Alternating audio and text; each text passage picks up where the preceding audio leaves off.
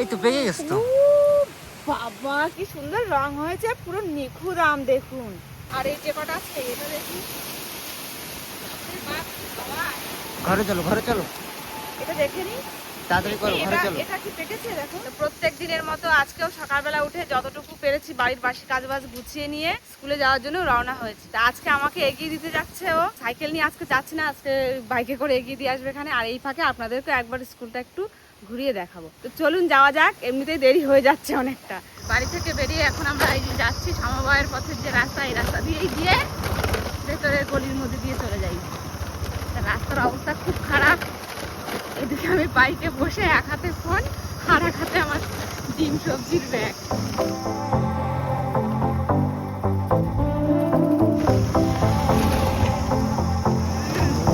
ঢেকে গেল।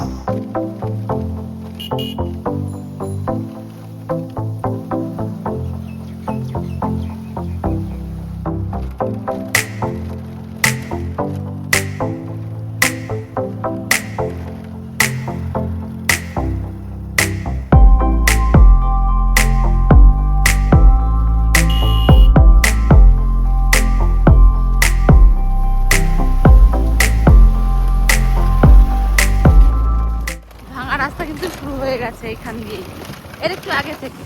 এই সারা বর্ষাকাল আমি এই রাস্তা হেঁটে হেঁটে যাই, সাইকেল চালিয়েও যাওয়ার মতো থাকে না, এত বাজে অবস্থা। এইটা রাস্তা হয়ে যায় এমনি শুক্র সময়টাই যাওয়া যায় না।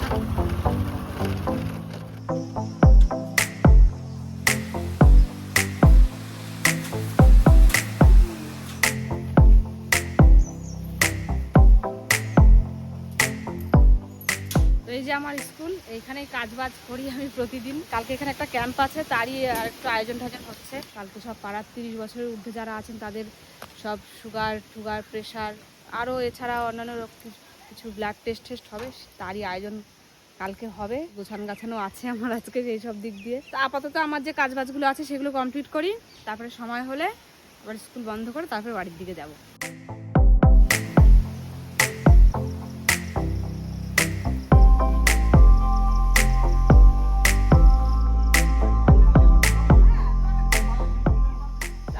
স্কুলটা আমাদের বাড়ি থেকে প্রায় 2.5 কিলোমিটারের মতো হবে। তা আমি প্রতিদিন সাইকেল চালিয়েই আসি, মাঝে মাঝে বাইকে করে দিয়ে যাই বা গাড়িতেও মাঝে মাঝে আসি। এবার গাড়ির জন্য ওয়েট করলে কি হয়, সবসময় গাড়ি পাওয়া যায় না, আমার আসতে লেট হয়ে যায়। ওই জন্য সাইকেলটাই ভালো, আর আমি সাইকেল চালিয়েই আসি। আর যেটুকু রাস্তা খারাপ হয়েছে বললাম আসার সময়, ওইটুকু কিছু করার নেই, আমাকে হেঁটে হেঁটেই আসতে হয়। তো যাই হোক, আজকের মতো আমার স্কুলের কাজ বাজ শেষ, এখন আবার বাড়ি যাব। তো বাড়ি গিয়ে আবার রান্না বান্না করতে হবে দুপুরবেলার জন্য। তো দেখা যাক কি হয়, আপাতত তো এখন বাড়ি যাই।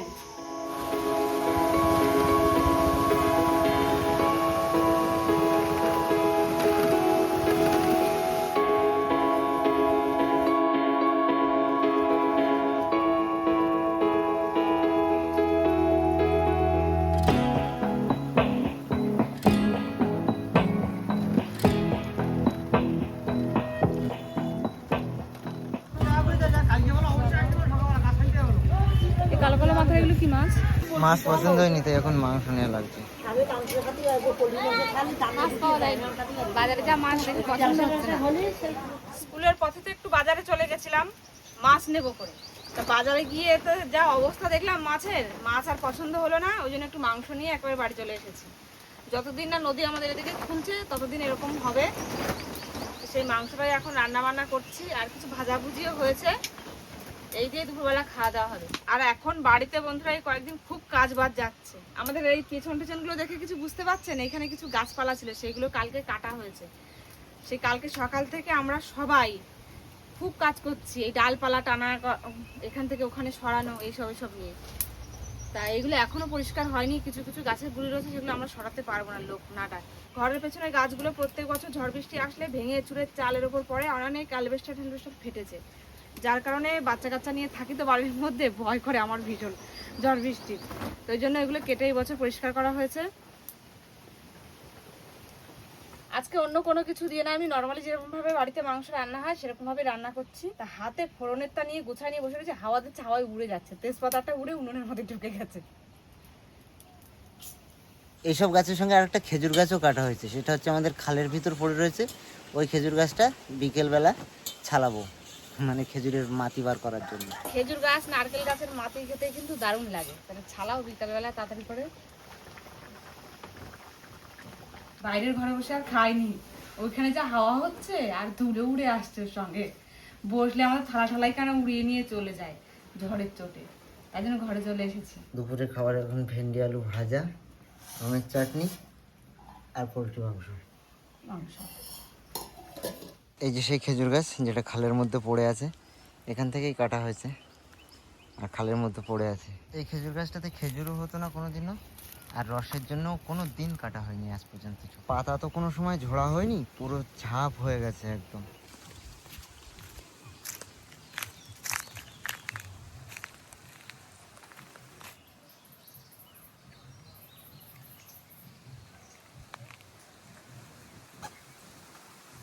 খেজুর গাছের কিন্তু ওই মাথার অংশ মানে কাণ্ডটা খাওয়া যায়, নরম নরম থাকে, ওগুলো খেতে খুব মিষ্টি মিষ্টি লাগে। তা ওইটা মাথার দিকটা কেটে নিয়ে উঠোনে গেছে, আমিও গিয়ে দেখি কতদূর ছাড়ানো হলো। ধান নেই না, এই যে কচি মাটি বেরোচ্ছে এই যে ভিতরে, এই যে মাঝখানেটা মিষ্টি।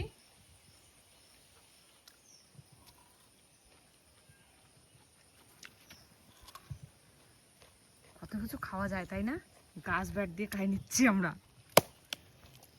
ওই যে একটা গাছ দেখতে পাচ্ছেন বড় খেজুর গাছ, ওইটার মতন ছিল এই গাছটাও, ওরকম মোটা, সেই দিয়ে ছাড়াতে ছাড়াতে ছাড়াতে ছাড়াতে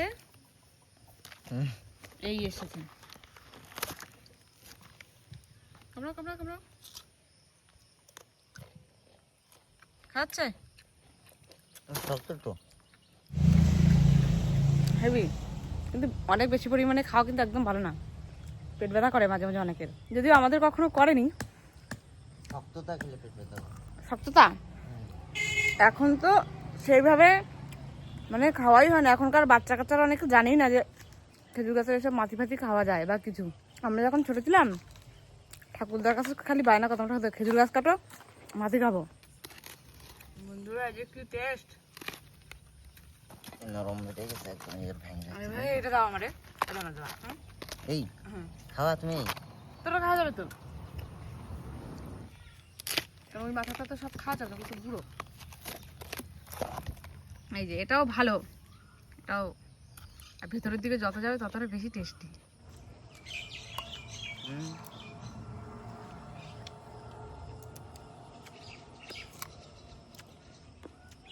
সবাই খালি চাবানোর আওয়াজ শুনতে হবে, খস খস করে চাবাচ্ছে। হ্যাঁ এরকম শক্ত না যে ঢুকে যাবে, এত দূর নরম, সব খাওয়া যাবে কিন্তু কত খাবো। আমি এখানে বাচ্চা কাচ্চা ডেকে নিয়ে আসছি, সব থেকে বেশি ভালো। হ্যাঁ ওইগুলো ওইগুলো ভালো খেতে, ওগুলো হচ্ছে পাতা। আমি আমারটাই খাই পারিনি এখনো, এত বেশি খাওয়া যাবে না। এই যে হচ্ছে মাথার এই জায়গায় একটা কচি কচি পাতা, এই গোড়ার দিকে সব একসঙ্গে মিশে গেছে, এই পর্যন্ত করে খাওয়া যাবে। যারা কোনোদিনও খায়নি তাদের আমি বলে বোঝাতে পারবো না কেমন। কোনো এক সময় গ্রামের দিকে এসে এরকম খেয়ে দেখলে তবে বুঝতে পারবেন।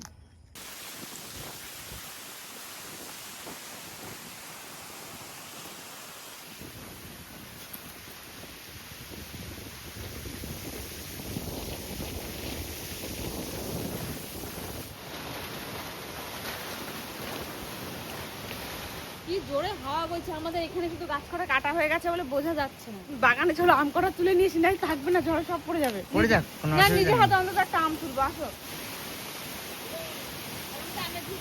চারিদিকটা কেমন হয়ে গেছে অন্ধকার, তার মধ্যে নিচের দিক দিয়ে আবার আলো আসছে, মেঘের গোড়াগুলো উঠে গেছে, ওই দিকগুলো কেমন হয়ে গেছে সে অন্যরকম, ঠান্ডা হাওয়া। গাছে ওই 20-22টার মতো আম হয়েছিল, তা আমগুলো সব প্যাকেট বেঁধে রেখেছিল যাতে পোকামাকড় বা রোগ টোগ কম লাগে। তো এর কখন কখন পেকে এই প্যাকেটের মধ্যে পড়ে থাকছে, আমরা পরে এসে টের পাচ্ছি। এখনো পর্যন্ত নিজেদের গাছের আম হাত দিয়ে একটাও তুলতে পারিনি, একটা আফসোস থেকে গেছে। আমি এখন খুলে খুলে দেখবো, যে কটা হলুদ হয়েছে সে কটা সেটা পেরে নেবো। আর এই কিন্তু প্রথমবার আমাদের বাড়িতে আম হয়েছে, এর আগে কখনো আম টাম হয়নি। আম গাছ ছিল না তো হবে কি করে। বৃষ্টি পড়বে কিন্তু এক্ষুনি। এগুলো তো বন্ধুরা এই দেখুন ডবল লেয়ারের এক ধরনের প্যাকেট। এই তো পেকে গেছে তো। বাবা কি সুন্দর রং! এই ডবল লেয়ারের প্যাকেটের মধ্যে যেগুলো ছিল সেইগুলো এরকম রং হয়েছে। কিছু আছে কি সাদা প্যাকেটে, ওইগুলো কিন্তু রং হয়নি। ছিঁড়ে নিচ্ছি। আমের সাইজ কি সুন্দর, গোটা থেকে ধরতেই ছাড়িয়ে গেল। কি সুন্দর রং হয়েছে, পুরো নিখুঁত আম। দেখুন কোথাও একটা খুঁত নেই। আর কত সুন্দর কালারটা, যা না। এই আমটা প্রায় 200 গ্রামের ওপরে ওজন আছে। 250 গ্রাম আরামসে হবে, 250 গ্রাম। এটা দেখো তো আগে তো প্রায় 5-7টা মতো সেগুলো পড়ে গেছে। আর এই যে কটা আছে এটা দেখি। আরে বাপ রে বাবা, এটা দেখেছে? আরে বাবা, ঘরে চলো, ঘরে চলো, এটা দেখে নি। তাড়াতাড়ি করো, ঘরে চলো। এটা কি পেকেছে দেখো? পাকার মতো ঘরে তুলে রাখলে পেকে যাবে। তুলে রাখবো, নরম হয়ে হ্যাঁ গেছে। হ্যাঁ, পেকে রাখো। এই দেখো একটা দাগ হয়ে গেছে, তুলে নাও, তুলে নাও, চাপতে হবে না, তুলে নাও। ওই আঠা প্যাকেটে লেগে যাবে তো। এখন পেরে নেওয়াই ভালো। এইটাও কি সুন্দর size বড়, বিশাল সাইজ। থাক, ওটা থাক থাক, আটকে দাও। এ তো প্রায় 300 গ্রাম। বৃষ্টি এসে গেল তো, গেল তো। একটু তাড়াতাড়ি খোলো, সব পেকে গেছে, তুলে দাও। তো ঘরে রেখে দিতে হবে 1-2 দিন। একদম হলুদ হয়ে গেছে। এই দুটো সাইজ একটু ছোট হয়েছে, এই তিনটে সাইজ একটু ছোট আছে। চলো চলো চলো। ঝড়ের পর এখন হালকা বৃষ্টি নেমেছে বাইরে, পরিবেশটা পুরো শান্ত হয়ে গেছে, ঝড়ও কমে গেছে। আমরা আম তুলে নিয়ে ঘরে চলে এসেছি। এখন এই দারুণ হয়েছে ডবল লেয়ারের প্যাকেটের আম। এটাও সাদা সাদা প্যাকেটে ছিল, এটা মনে হচ্ছে আমার। এইগুলো হচ্ছে সাদা প্যাকেটে ছিল, আর এইগুলো হচ্ছে ডবল লেয়ারের প্যাকেটে ছিল। এই আমগুলোর কালার এসছে সেরা, এরকম। হ্যাঁ দারুণ এসছে, দারুণ। এই আমাদের বাড়ির প্রথম আম এবছর। কি সুন্দর রং। 2026 সালে এসে আমরা প্রথম বাড়ির আম বাড়ির আম খাচ্ছি, খাচ্ছি এত বছর বাদে। এত বছর। লাগাইনি আম গাছ, কোথায় বাবলা গাছ, তারপরে কি কেলি কদম, শিরিষ গাছ এইসব লাগানো ছিল বাড়িতে শুধু কাঠের জন্য। যখন এখানে প্রথম এসছে তখন নাকি গাছপালা ছিল না, কাঠের অভাব ছিল।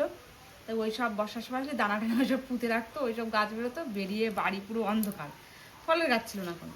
এগুলো কিন্তু যখন পাকবে এর মতো রং চলে আসবে। এখানে এই কিছু কিছু আম এইগুলো যেমন ঘরে আগে থেকে তোলা ছিল, একটু মানে ওই প্যাকেটের মধ্যে পড়ে যাচ্ছে বোটা ছাড়িয়ে ছাড়িয়ে, আর তখন দেখতে পেয়ে ঘরে এনে রেখে দিচ্ছি। তো এগুলো কিন্তু এতটা রং ছিল না, এসছে পরে। এগুলো আশা করি রং আসবে। এরা হচ্ছে 2 ভাই আলাদা হয়ে গেছে, এরা দুজন আলাদা। কিন্তু সব ঠিক আছে বন্ধুরা, কিছু কিছু আমে না, এই দেখুন এই একটা দেখাচ্ছি, যেমন এইরকম এসেছে। এটা কেমন একটা কালো একটা ছোপ মতো, যখন এটা পাকছে এইটুকু জায়গা একটু কেমন একটা হয়ে যাচ্ছে। আম কিন্তু খেতে খুব ভালো, আমরা খেয়েছি, খুব সুন্দর আম। তবে আমি শুনেছি যে আম নাকি বছর বছর যখন হয়, এই বছর হলো, সামনের বছর হবে, তারপরের বছর হবে, এরকম হতে তো আস্তে আস্তে নাকি স্বাদের পরিবর্তনও হয়, আস্তে আস্তে আরো মিষ্টি হয়, বা মানে স্বাদের পরিবর্তন হয় আমের। তো যাই হোক, এটা কি কারণে আমার জানা নেই।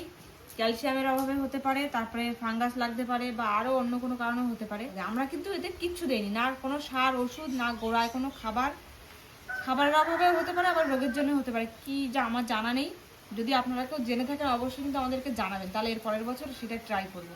তাহলে এই আমগুলো এরকম দাগই হবে না, এই জায়গাগুলো। এই আমটাতেও দাগ এসছে, হ্যাঁ এই যে এই একটা দাগ এসছে, এটা নেই কোনো, এটাও নেই কোনো। এই আমটাতে আছে দাগ, এই যে মুখের ধারে একটুখানি। হ্যাঁ এটাও দাগ নেই কোনো।